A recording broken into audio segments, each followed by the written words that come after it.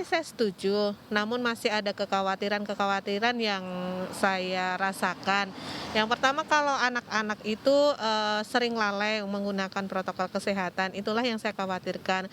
Kalau saya pada dasarnya setuju ya, apabila sekolah bisa kembali dibuka karena memang saya melihat anak-anak saya tuh sudah mulai beberapa ada yang, bosan, stres, dan kemudian, kurang bersosialisasi. Ya, terima kasih masih bersama kami di Indonesia Bicara. Pemirsa masih membahas mengenai sekolah tatap muka akan dimulai kembali. Kita sudah tergabung dengan narasumber selanjutnya itu Bapak Catur Nur Rohman, Ketua Litbang PB PGRI. Selamat malam Pak Catur. Selamat malam Mbak, apa Baik, kabar? Sehat baik. Pak selalu. Catur sehat? Alhamdulillah sehat. Alhamdulillah. Terima kasih Pak sudah bergabung bersama kami di Indonesia Bicara. Sama-sama. Baik, Pak Catur, kalau kita boleh flashback sedikit setahun ini mengenai pembelajaran online di tengah pandemi COVID-19, catatan Anda seperti apa, Pak?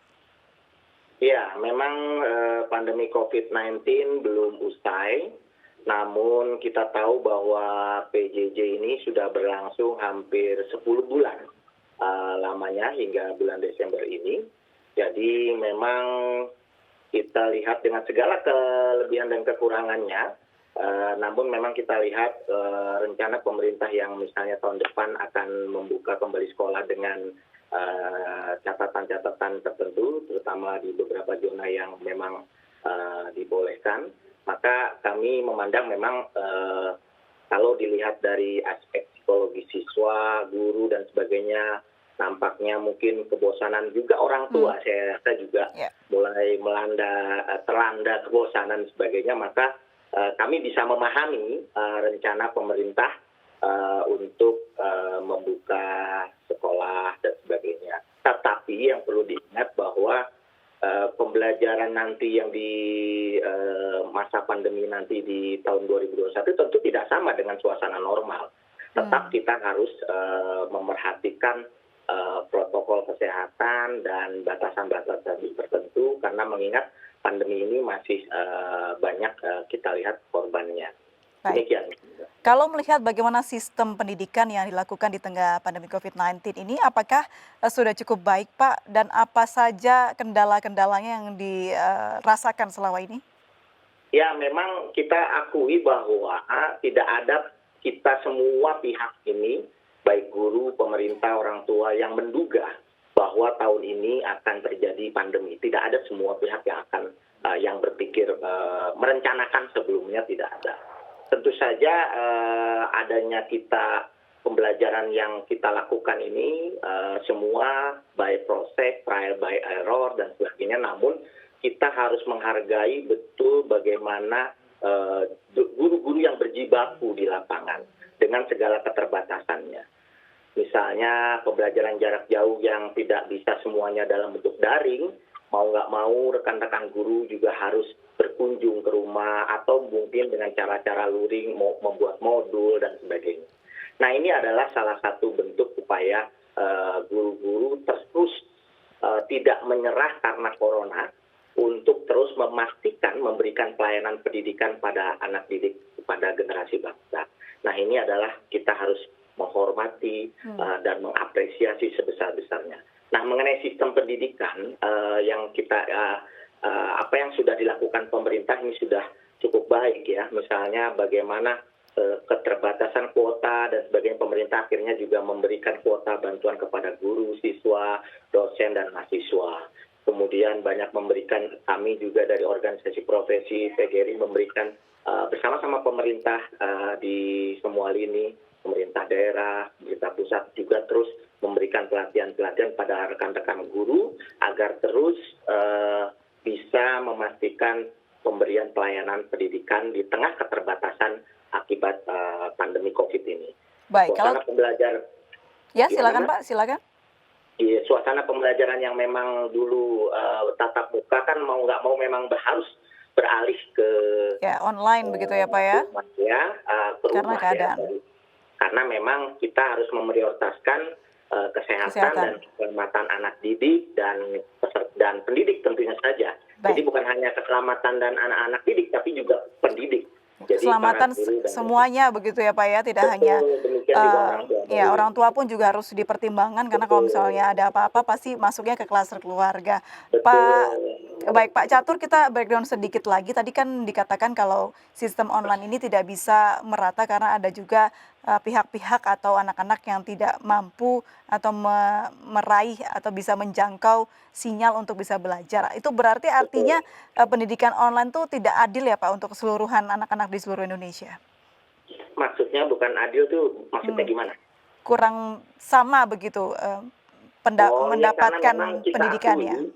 kita akui Indonesia ini berbeda dengan negara Singapura atau Ya. negara lainnya yang mungkin hanya satu kota, di mana Indonesia ini adalah negara geografis yang pulau-pulau yang keadaan alamnya sangat beragam, sehingga kita harus mengakui bahwa akses internet tidak semuanya merata. Ini hikmah yang bisa kita ambil bahwa dari pandemi ini kita bisa tahu bahwa memang infrastruktur jaringan listrik maupun internet ini harus terus diprioritaskan oleh pemerintah untuk terus dibangun sehingga bisa menjangkau Ke seluruh seluruh Indonesia ya Pak ya. Iya, karena memang kita harus akui bahwa negara kita ini sangat luas, Mbak. Negara yang luar biasa, kekayaan alamnya, keragaman bentuk muka buminya, sehingga memang tidak bisa kita samaratakan dengan sistem pendidikan di negara-negara seperti Singapura atau negara lainnya yang mungkin Berangkat dari alasan tersebut Pak Catur, apakah ini menjadi alasan utama di balik kebijakan pemerintah atau Kementerian Pendidikan begitu yang mengeluarkan kebijakan memperbolehkan tatap muka dengan alasan banyak ketertinggalan murid-murid yang belajar secara online? Selain itu, kalau menurut saya bukan hanya itu. Menurut saya adalah bahwa memang selama 10 bulan kita juga harus memperhatikan aspek psikologis dari anak didik, di mana tadi saya juga banyak bertanya kepada anak-anak didik dan melalui sebagainya bahwa aspek kebosanan anak-anak, kepada anak saya sendiri saya juga sering bertanya bagaimana ada kejenuhan mungkin kalau mereka melakukan pembelajaran seperti ini ya, tapi karena memang kita harus memastikan kesehatan itu harus lebih utama. Kemudian aspek psikologis juga dari para pendidik dan sebagainya. Tentu saja orang tua. Bagaimanapun orang tua ini sangat penting perannya di dalam mendampingi anaknya belajar di rumah. Tentu saja mereka dengan segala keterbatasannya, ya mungkin karena ada yang bekerja dan sebagainya. Sehingga kita juga harus memperhatikan masukan-masukan dari mereka. Saya rasa juga pemerintah juga sangat mendengar ya apa yang sudah masyarakat memasukan, tapi kan pemerintah juga harus memastikan bahwa kesehatan anak didik dan peserta didik itu jadi prioritas utama. Jadi meskipun nanti Januari dibuka masuk seperti yang sudah diumumkan oleh pemerintah, tetapi kan tentu saja jangan dipikir dengan bahwa masuk nanti sama dengan situasi sebelum pandemi. Tidak, masuk sekolah nanti tentu saja pasti tetap dengan segala keterbatasan-keterbatasannya. Ada adaptasi yang dilakukan ya Pak ya? Betul, adaptasi kehidupan baru, tetap menjaga jarak, tetap memakai masker di kelas, dan tidak berkerumun dalam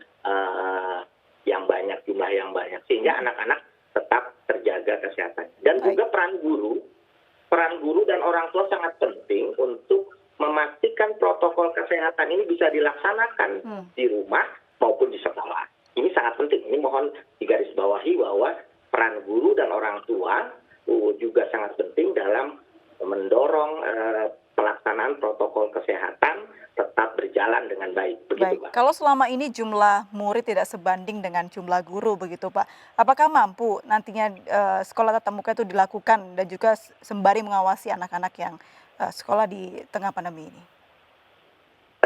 Tentu saja kan tadi saya sudah sampaikan bahwa pelaksanaan pembelajaran saat ini tentu saja nanti di masuk tahun baru nanti tidak sama dengan situasi sebelum pandemi terjadi. Jadi artinya shifting dalam pembagian kelas dan sebagainya juga jumlahnya ini juga bisa harus kita pastikan. Nah, mengenai juga kurikulum juga, ketercapaian kurikulum juga tentu tidak sama, harus sama seperti kita masa situasi normal. Tetap kita pilih materi-materi esensial yang memang bisa kita berikan, dan jangan berpikir target kurikulum itu tercapai seluruhnya seperti pada masa sebelum pandemi. Jadi saya yakin guru-guru yang sudah selama 10 bulan ini Work from sudah home ya? tangguh, terlatih ya. Saya rasa guru-guru kita ini juga sangat luar biasa pengorbanannya, dedikasinya. Makanya kami menaruh hormat kepada seluruh pendidik di Indonesia yang begitu luar biasa tetap memastikan pelayanan pada anak didik terus terlayani dengan keterbatasan yang ada.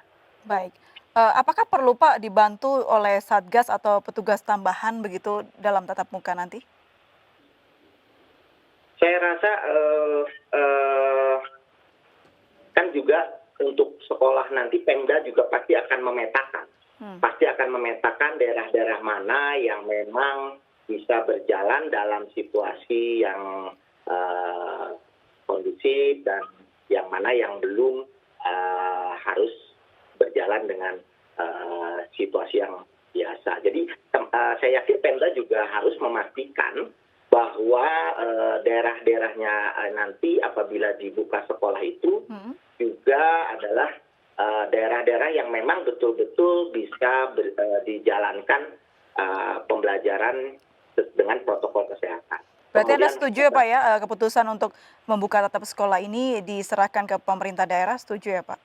Ya, kami sangat memahami pemerintah daerah tentu yang lebih paham ya, memang karena pendidikan ini untuk jenjang pendidikan dasar STK, SD, SMP adalah di bawah kewenangan dari pemerintah daerah, kabupaten, dan kota.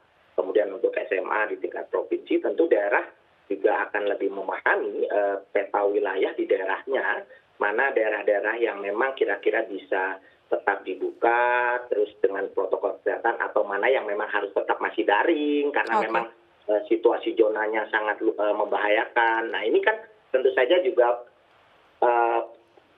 pemerintah daerah yang paling mengerti ya. Ini ya sangat-sangat penting ya untuk memastikan bahwa keberlangsungan pembelajaran pendidikan nanti di tahun yang baru nanti tetap dengan memerhatikan prioritas kesehatan pada anak didik dan peserta didik.